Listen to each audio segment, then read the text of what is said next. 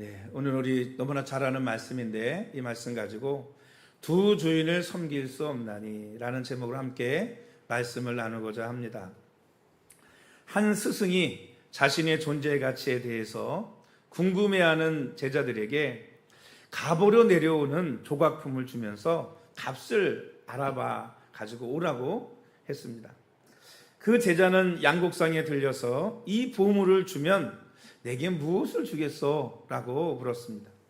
그랬더니 그 양곡상은 말하기를 내가 쌀 한 마를 주겠소? 라고 이야기를 하더라는 것입니다. 이번에는 동네 부잣집 영감을 찾아갔습니다. 부자는 평소에 소장품에 관심이 많았기 때문에 소 한 마리와 비단 한 피를 주겠다라고 이야기를 했습니다. 값어치가 쌀 한 마리에서 많이 올랐죠. 이번에는 마지막으로 골동품 상에 찾아갔습니다. 조각품을 유심히 살펴본 주인은 놀라면서 이 물건은 돈으로 계산할 수 없는 엄청난 가치를 지니고 있다라고 이야기를 하는 것입니다.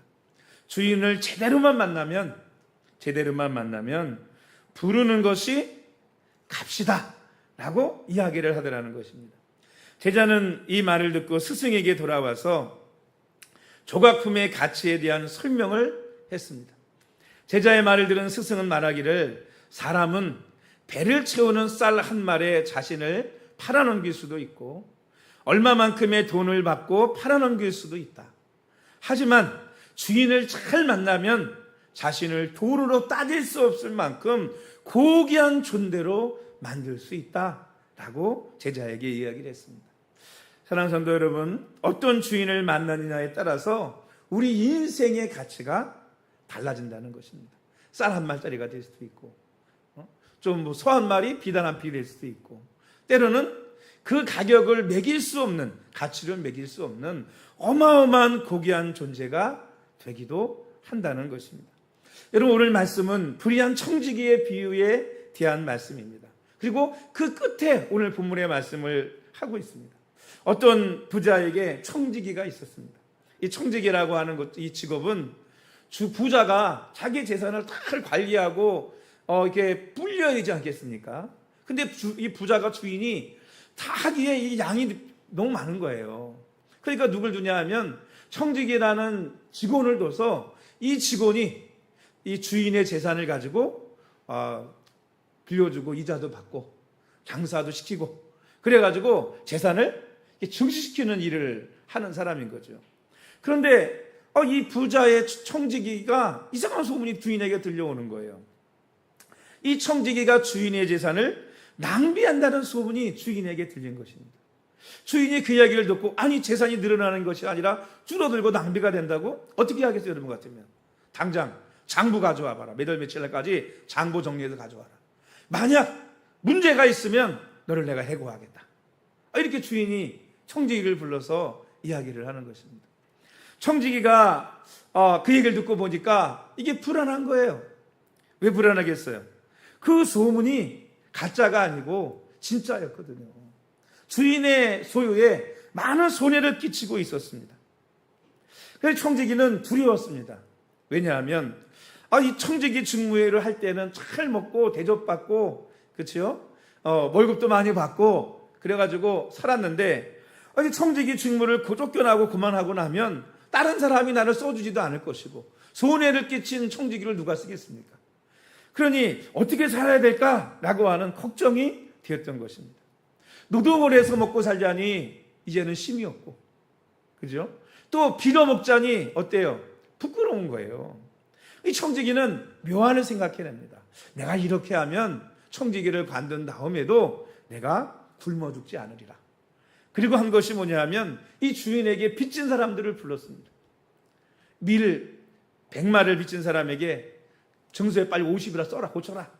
그래가지고 50마를 탕감해 주고요. 또 밀을 100섬, 100가마 빚진 사람을 불러가지고 빨리 80이라 써라. 그래가지고 20가마나 탕감을 해주고 이런 식으로 주인에게 빚진 사람들을 다 많이 빚진 사람들을 불러가지고요. 이왕 손해내고 이왕 잘릴 거 인심을 막 쓴 거예요. 이 빚진 사람들한테. 그리고 생각하기를 뭐라고 생각합니까? 내가 이렇게 하면 내가 이 청지기를 관둔 다음에도 내가 탕감해준 이 사람들이 내게 고마워서 내가 가면 어떡하겠어요? 아유, 어서 오십시오. 내가 너무 큰 은혜를 받았습니다. 그리고 용돈도 주고 먹을 걸도 주고 내가 좀 뭐가 필요한데 좀 도와줄 수 있겠나? 그럼 어떡하겠어요? 돈 많이 받았으니까 아유, 그럼요. 제가 좀 도와드리죠. 이렇게 내가 살아갈 수 있겠다라고 생각을 하고 그렇게 했다는 것입니다. 여러분, 예수님께서 이 불의한 청지기를 칭찬하셨습니다. 어떤 분은 그러더라고요. 왜 이런 이야기를 성경에 써가지고 골치 아프게 만드냐고. 왜? 청지기가 한 일이 뭡니까? 불의를 행하고 어떻게 보면 문서 위조했잖아요. 감시켜가지고. 그렇잖아요. 네? 그런 청지기를 왜 예수님이 칭찬했는지 이해가 되지 않는다. 그러더라고요. 근데 이 내용의 요점은 뭐냐면 무슨 뭐 불의를 행하고 무슨 뭐 문서 위조한 거 이런 걸 배우려는 게 아니에요. 이 불의한 청지기가 행한 지혜로운 행동을 볼바르라는 것입니다. 내가 돈이 있을 때 자신의 미래를 위해서 준비한 예비한 그것을 배우라고 말하고 있는 것입니다. 그래서 이 앞에 8절에 보면 그런 말씀이 있거든요. 주인이 이 옳지 않은 청지기가 있을 지혜 있게 일을 지혜 있게 하였으므로 칭찬하였으니 이 세대의 아들들이 자기 시대에 있어서는 빛의 아들들보다 더 지혜로움이니라. 불의를 행한 것 많고 나쁜 거 한 거 맞지만 손해를 끼친 거 많지만 뭐 어떻게 행했다는 거예요? 지혜롭게 행했다고 주인이 칭찬했다는 것입니다.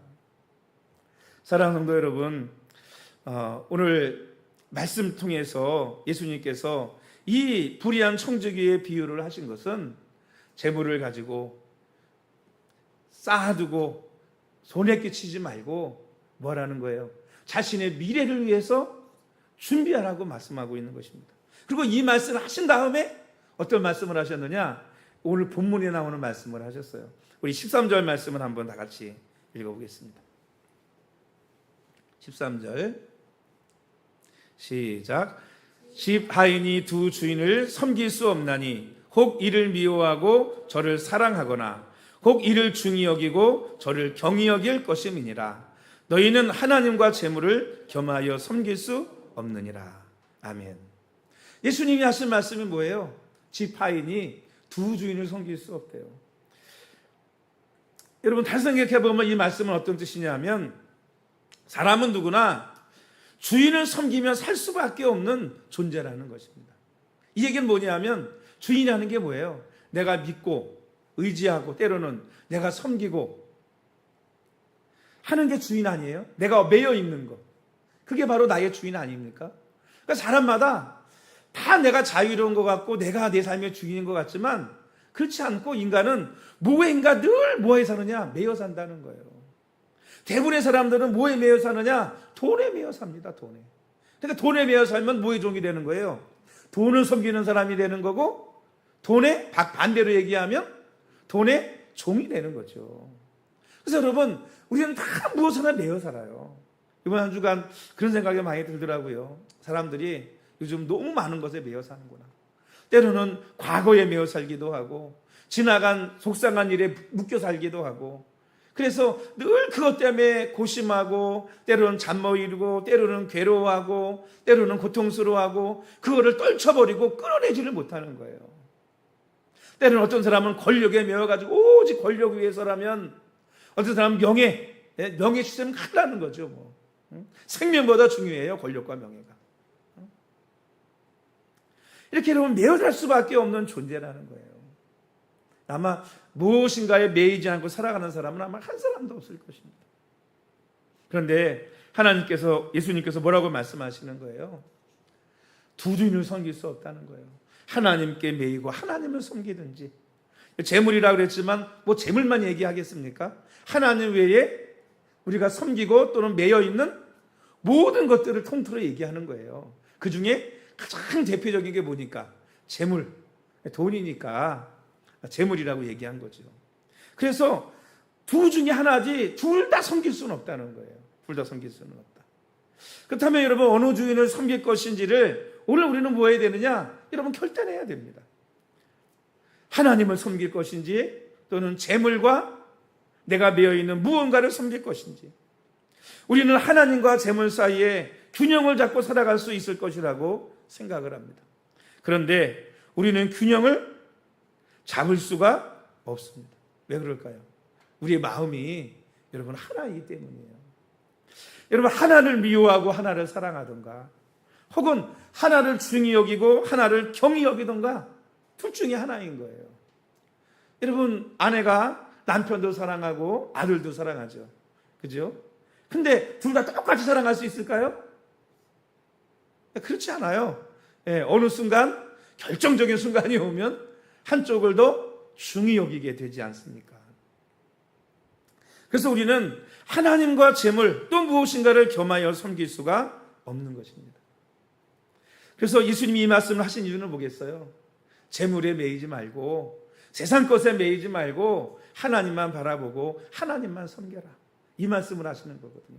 그런데 이 말씀을 듣고 바리새인들이 뭐 했느냐 하면 비웃었습니다. 바리새인들은 율법을 철저히 지키고 경건하다고 스스로 생각하는 사람들이에요. 그런데 성경은 바리새인들을 오늘 본문에 이렇게 기록하고 있습니다. 우리 14절 15절 말씀을 한번 읽어보겠습니다.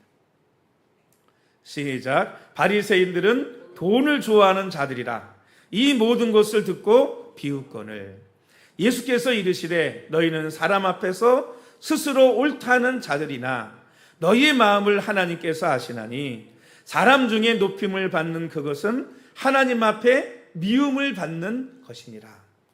아멘. 여러분, 바리새인들을 뭐라고 얘기해요? 돈을 좋아하는 사람들이라는 거예요. 여러분, 바리새인들은 왜 돈을 좋아하게 됐을까요? 바리새인들이 여러분 어떤 사람들이에요? 제가 여러 번 말씀드렸지만 유다가 멸망하고 바벨론의 포로로 끌려가가지고 여러분 유다인들이 회개운동이 일어났습니다. 왜 회개운동이 일어났느냐? 소돔과 고모라는 의인 10명이 없어서 멸망을 당했는데 예루살렘에는요 의인 한 사람이 없어서 멸망을 당했어요. 그래서 나라도 하나님 앞에 의인이 되겠다, 나라도 하나님 말씀대로 율법대로 지키는 사람이 되어야 되겠다 하고 만들어져서 내려온 하나의 어떤 분파 같은 것들이 이 바리새인입니다. 바리새파라고 하거든요. 예수님 시대에는 근데 그게 한 세 갈래로 갈라졌어요. 뭐 바리새파, 사두개파 뭐 이렇게 해가지고 갈라졌거든요. 특히 이 바리새인들은 말씀대로 율법대로 산다고 아주 자부하던 사람들이고, 그래서 종교 지도자들로서 백성들에게 존경도 받고 어디 가든지 높은 자리에 앉고 어디 가든지 나는 믿음 좋아라는 것을 사람들한테 보여주었습니다. 금식을 해도 나는 금식해 라고 보여줬어요. 나는 하나님 앞에 이렇게 기도해 라고 멋있게 기도하는 걸 사람들에게 보여줬습니다. 사실 여러분, 금식이나 기도는 누구한테 하는 거예요? 하나님 앞에 하는 거죠. 근데 바리새인들은 나중에 이게 뭐가 됐느냐 하면 하나님 앞에 하는 게 아니고 사람들에게 보이려고. 그래서 오늘 말씀처럼 사람들 중에 높임을 받기 위해서 나 이렇게 거룩해, 나 이렇게 말씀대로 살아, 나 이렇게 기도해, 나 이렇게 금식도 해, 이렇게 말이죠, 사람에게 보이려고, 사람에게 높임을 받으려고 행동했습니다. 그게 바로 뭐냐 하면 바리새인들의 본 모습이었어요. 예수님께서 그래서 너희가 스스로 옳다라고 생각하지만 너희는 잘못됐다. 왜? 사람 중에 높임을 받는 자들은 하나님 앞에 미움을 받는다라고 이야기를 한 것입니다. 특별히 여러분, 바리새인들이 돈을 좋아하게 된 이유가 뭐냐면, 이런 우리나라, 어떻게 보면 우리나라 기복주의와 좀 비슷하다고 볼 수 있어요. 여러분, 구약 율법을 보면 어때요? 율법을 보면 구약의 모든 여러분 축복은요 다 뭘로 이 비유를 해놨느냐 하면 물질과 세상적인 축복으로 비유를 해놨어요. 그러니까 구약 성경을 보면요 다 물질 축복받고 번성하고 잘되고 그런 것으로만 기록이 되어져 있습니다. 그러니까 율법 이 철저히 지키던 바리새인들은요 어떻게 생각을 했냐면 하나님의 말씀대로 살면 다 부자가 된다, 하나님 앞에 물질적인 복을 받는다라고 생각을 했어요. 물론 그 얘기가 일부는 맞을 수도 있죠, 그죠? 근데 반대로 가난한 백성들을 보면 뭐예요? 저들은 하나님 말씀대로 율법대로 살지 않아서 가난하다라고 생각을 한 거예요. 문제가 이해가 되세요? 그러니까 이 가난한 백성들을 보면서 하나님 말씀대로 사람을 복 받을 텐데 왜 하나님 말씀대로 못 살아 가난하게 사냐? 무시하고 난 이렇게 살고 난 이렇게 부자야. 난 이렇게 잘 살아. 난 이렇게 하나님께 복을 받았어. 왜? 율법을 잘 지키고 하나님 말씀대로 살거든. 이렇게 자랑했던 것이 뭐냐면 바리새인들이었습니다.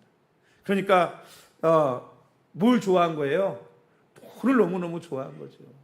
어떻게 보면 물질적인 축복이라는 게 하나님을 섬길 때 주어지는 부수적인 은혜 중에 하나인데 이게 바뀌어가지고 이제는 뭐가 된 거예요? 하나님을 섬기는 것이 아니고 뭘 섬기는 거예요? 하나님보다 돈을 더 믿고 섬기는 거예요. 신앙의 기준이, 믿음의 기준이 하나님 앞에 내가 어떠한 모습으로 살아가느냐가 아니라 내가 얼마큼 돈을 많이 벌었느냐, 얼마큼 내가 부자로 살아가느냐, 이게 여러분 기준이 되어져 버리는 거예요. 그러니까 예수님께서 바리새인들은 돈을 좋아하는 자라고 성경에 기록되어져 있는 것입니다. 물론 여러분, 저는 여러분들이 가난하게 살기를 원하지는 않습니다. 돈 걱정하지 않았으면 좋겠어요. 지금 할렐루야. 물질의 복도 받았으면 좋겠어요. 그러나 물질을 섬기고 물질에 매이는 사람이 되어서는 안 될 줄로 믿습니다. 이런 바리새인들의 잘못된 신앙을 예수님께서는 뭐 하신 거냐면 꾸짖으신 것입니다. 오늘 여러분, 우리 한국교회도 과거 어땠어요? 정말 가난하고 힘들 때 늘 복음이 뭐냐면 복음이 예수 믿고 구원받는 게 복음인데 그게 아니라 예수 믿고 복 받아라, 이게 복음이 된 적이 있었어요. 그래서 한국교회 성도들은 기복주의 신앙, 잘못된 신앙이라는 이야기를 수없이 했습니다. 축복받고 잘 되면은 믿음 좋은 거고 복 못 받으면 믿음 없는 거고, 여러분 그거는 바리새인들과 똑같은 생각을 하고 있는 거예요. 바리새인들과. 그래서 예수님께서 이 말씀을 하시면서 또 하나의 예화가 있는데 그게 너무나 우리가 잘 알고 있는 여러분 부자와 거지에 대한 비유입니다. 한 부자가 있어서 자색 옷과 고운 베옷을 입고 날마다 호화롭게 살았습니다. 이 오늘 본문 읽은 그 다음에 나오는 예화예요. 이어지는 말씀입니다. 여기서 여러분 이 부자는 누구냐? 바리새인들인 거예요. 바리새인들. 부자는 바리새인들. 그리고 이 거지, 가난한 거지 나설은 뭐예요? 돈 없고 가난한 백성들을 의미하고 있는 것입니다. 그런데 이 부자는 날마다 좋은 옷 입고 호의호식하고 살아가는데 그 대문에 거지가 부스럼투성이가 돼가지고 문 앞에 앉아서 그 집에서 나오는 먹고 남은 음식이라도 먹고 살려고 여러분 했지만 그것조차도 뭐 하지 못했느냐? 얻어먹지를 못했다는 것입니다. 이렇게 부자면 바리새인들의 생각처럼 누가 천국에 가야 돼요? 누가 천국에 가야 돼요? 아까 얘기했잖아요. 부자는 바리새인이고 이 거지는 그들이 믿음이 없다고 생각하는, 믿음이 없어서 하나님 말씀대로 안 살아서 가난하게 산다고 하는 백성들이거든요. 그러면 바리새인들의 생각대로 생각하면 이 부자와 나사로 누가 천국 가야 돼요? 부자인이 부자가 이름이 없으니까 부자인이 부자가 천국에 가고 거지인 나사로가 어디 가야 돼요? 지옥에 가야 되는데 예수님께서 뭐라고 말씀하세요? 반대로 얘기를 하시는 거예요. 반대로 나사로가 먼저 죽어서 천사의 손에 들려가지고 어디에 가요? 낙원에 가서 아브라함 품에 들어가고, 부자도 죽어서 어디에 갔어요? 음부에서 고통하게 된다는 것입니다. 고통하게 된다. 여러분 바리새인의 생각과는 전혀 다른 말씀을 예수님께서 하시는 것입니다. 왜? 너희가 잘못 알고 있다. 너희 생각이 틀렸다라고 알게 해주시는 거예요. 여러분 천국은 오히려 부자가 가기 어려운 곳이 천국이라고 했습니다.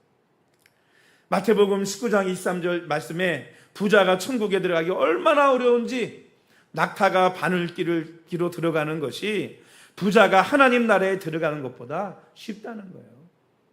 이 말씀을 다르게 해석하면요, 바로 생각하면요, 야 너희가 가난해지지 아니하면 천국 들어가지 못한다 이 말이에요. 낙타가 어떻게 바늘귀로 들어가겠어요? 이 바늘귀가 우리가 생각하는 바늘이 아닙니다. 바늘에 있는 그거 질끼는 귀가 아니에요. 성문 옆에 있는, 저녁이 되면 이제 탁 대문을 닫잖아요. 그러면 쪽문으로 사람이 드나들지 않습니까? 그 쪽문은 사람 한 사람이 간신히 들어가는 문이에요. 혹시라도 적군이 쳐들어오면 안 되잖아요. 근데 거기를 낙타가 들어가려면 어떻게 해야 되겠어요?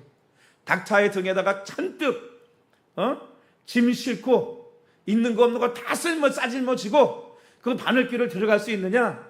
들어갈 수가 없어요.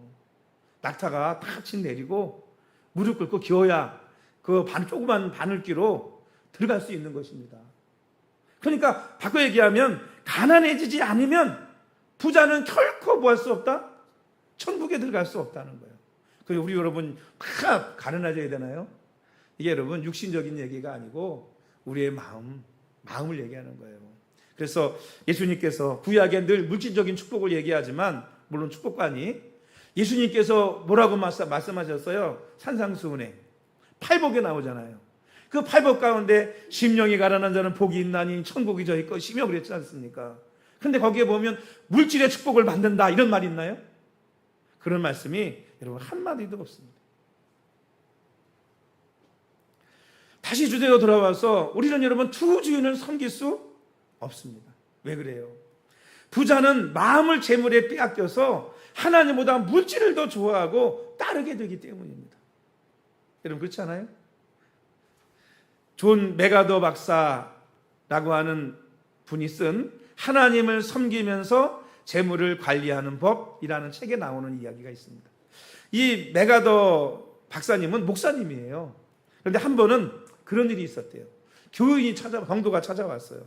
목사님, 누가 권해서 석유 주식 500주를 사가지고 운영해 보았는데 못하겠습니다. 온통 신경이 거기에 쓰여서 생활이 엉망이 되었어요. 주가가 조금 오르면 울룰랄라 기분이 좋고 주가가 떨어지면 마음도 메마르는 것 같아요. 또 돈이 우상이 되는 것 같았어요. 이거 못하겠습니다. 목사님께서 맡아서 관리해 주세요.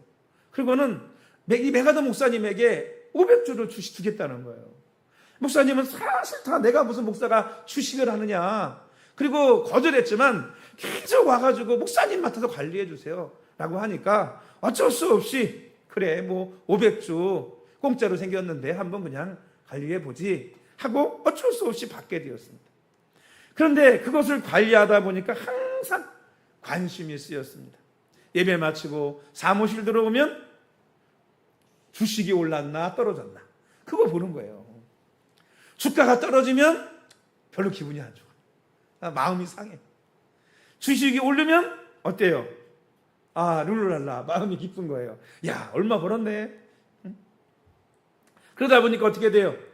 온통 생각이 주식에 빼앗겨가지고 가족들과 대화도 끊어지고 생활도 엉망이 되고 말았습니다. 무엇보다 영적인 삶을 유지하기가 어렵다는 것을 깨닫게 되었습니다. 늘 말씀 묵상하고 기도하고 하나님과 교통하고 이러면 살아야 되는데 온통 생각이 어디가 있는 거예요? 주식에 가 있는 거예요. 주식에. 여러분 어떻습니까? 이 사람이라는 게 참 희한해요. 좋은 거는 또 하나님의 말씀은요 내가 스스로 되새김질 하려고 하지 않으면 되새김질이 안 돼요. 그래서 오죽하면 하나님이 정한 동물, 정하지 않은 동물 정할 때 정한 동물이 뭐예요? 되새김질하는 동물이 정한 동물이에요. 쪽이 갈라지고. 이게 쪽이 갈라져, 반일 쪽이 갈라졌다는 게 구별됐다 이 말이에요. 그래서 돼지는 쪽이 갈라졌지만 되새김질 안 하니까 못 먹는 짐승이고, 소는 쪽도 갈라지고 되새김질을 하기 때문에 먹는 짐승인 거예요. 양도 마찬가지고. 근데 여러분 되새김질하는 게 하나님의 말씀을 그 소를 먹으라고 한 얘기는 뭐냐면 정말 소만 먹고 돼지 먹지 말라는 얘기가 아니라 오늘 우리를 말씀해 주시는 거예요. 너희는 소처럼 세상에서 구별된 삶을 살고 발이 쪽이 갈라졌다는 얘기는. 그리고 여물을 먹고서 소는 다시 또 뱉어 다시 이렇게 씹어 또 삼켜요. 그것처럼 되새김질을 하나님의 말씀을 계속 되새김질 하라는 것입니다. 그러니까 우리 목장 예배 때도 뭐 하는 거예요? 되새김질 하는 거예요. 되새김질. 오늘 말씀은 말씀에 나는 이런 말씀이 은혜됐어요 하고 되새김질을 하는 거예요. 근데 이거는 정말 내가 마음 먹고 해야지 라고 해야 되새김질이 돼요. 그렇지 않으면 잊어먹고 살아갑니다. 그런데 여러분, 세상 거 어때요? 세상 거, 특히 내가 스트레스 받고 머리 아프고 짜증나고 또 마음 상하고 또 뭐 이런 거 있잖아요. 그런 것들, 나쁜 거, 그런 것들은요, 내가 되새김질을 하려 안 해도 마귀가 내 머릿속에 딱 그 생각을 불어넣습니다. 자꾸 나를 뭐하게 만들어요? 되새김질하게 만들어요. 이게 되새김질하게 만들어요. 그러니까 잊어버렸다가도 갑자기 생각하면 또 스트레스 확 받는 거예요. 여러분 끊어버리시기 바랍니다. 할렐루야. 하나님께 매여야지 다른 데 매이면 안 돼요. 그건 나를 병들게 하고 나를 아프게 하는 것입니다. 그래서 오늘 저와 여러분들이 여러분 인생이라는 게 무엇에 매여 살아가는가 하는 것이 너무너무 중요한 것입니다.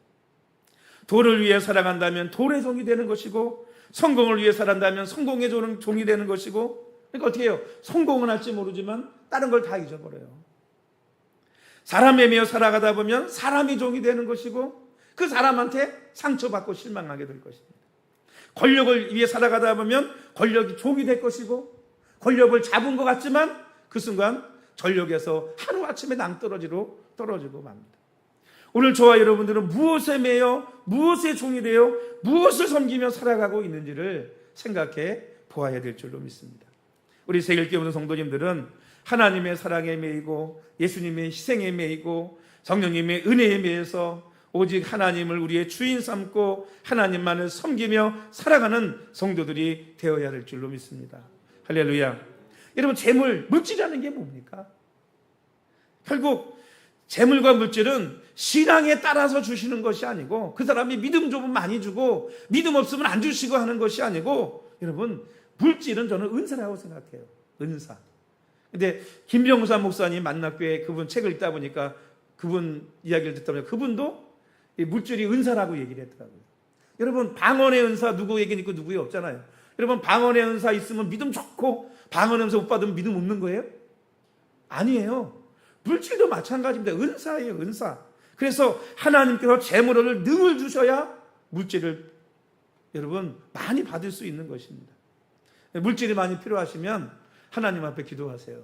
저에게 재물 얻을 능을 주시고 제 물질의 은사를 주시옵소서. 할렐루야.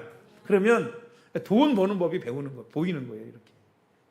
그러니까 이거 하면 돈 벌고 요거 하면 돈 번다, 이게 보이는 거죠.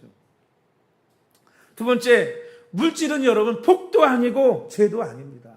어떤 분은 물질을 아주 축복으로 생각하고 어떤 분은 물질을 뭐 저주스러운 걸로 생각하는 분도 있어요. 그런데 여러분, 물질은 복도 아니고 죄도 아니에요. 누구의 손에 들려 있으면 복이 될 수 있고요, 누구의 손에 들려 있으면 그것이 화가 될 수도 있는 것입니다. 꼭 칼처럼 여러분, 의사의 손에 들리면 사람을 살리고 요리사의 손에 들리면 너무나 맛있는 음식을 만들지만, 여러분, 어린아이의 손에 들리면 자신과 남을 다치게 하고요, 강도의 손에 들리면 다른 사람을 해하는 악한 도구가 되는 거예요.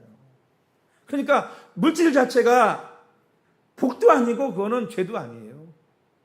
누구의 손에 들려 있느냐 하는 것이 중요한 것이죠.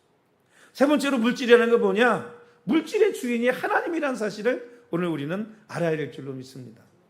물질의 주인이신 하나님은 누구에게 물질의 복을 주실까요? 우리 성도들을 생각할 때, 자신의 자녀들을 생각할 때, 물질을 섬기지 않고 물질의 마음 뺏기지 않고 하나님을 섬기는 성도에게 하나님께서 물질의 축복을 부어주실 줄로 믿습니다. 그래서 물질을 쫓는 자는 하나님도 잊어버리고 결국에는 물질도 잊어버려요. 그런데 하나님을 쫓는 사람은요, 하나님도 붙들고 나중에 보면 하나님이 물질의 축복도 주신다고요. 할렐루야. 은사가 없고 자질이 안 되면요, 하나님이 그 자녀들의 때라도, 후손의 때라도 하나님이 복을 주시더라고요. 물질의 복을 주시더라고요. 하나님은 우리가 재물에 마음 뺏겨 재물을 섬기다가 지옥 가기를 원하지 아니하시기 때문입니다. 더욱이 찬양도 있잖아요. 돈으로도 못 가요 하나님 나라. 여러분, 재물을 가지고 천국 갈 수 있나요? 천국 갈 수 없어요. 바리새인들이 신앙과 재물을 정비례하다고 생각했기 때문에 예수님께서 이렇게 말씀하신 것입니다. 우리 마지막 16절 말씀 다 같이 읽어보겠습니다. 16절 시작. 율법과 선지자는 요한의 때까지요. 그 후부터는 하나님의 나라의 복음이 전파되어 사람마다 그리로 침입하느니라. 아멘. 예수님께서는 천국은 율법을 지켜서 물질의 복을 받아야 가는 곳이 아니라고 말씀하셨습니다.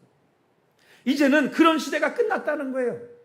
세례 요한 지나가고 이제 누가 오셨어요? 예수님이 오셨잖아요. 그래서 구약 성경에는 모든 복이 물질과 성공과 관계가 있어서 바리새인들은 믿음이 좋아야 되고 믿음 좋으면 물질의 복을 받고 그러면 천국에 간다고 생각할지 모르지만, 그러나 이제는 복음을 듣고 그 복음을 믿는 자들이 그 복음을 통해서 천국에 들어간다고 말씀하고 있는 것입니다.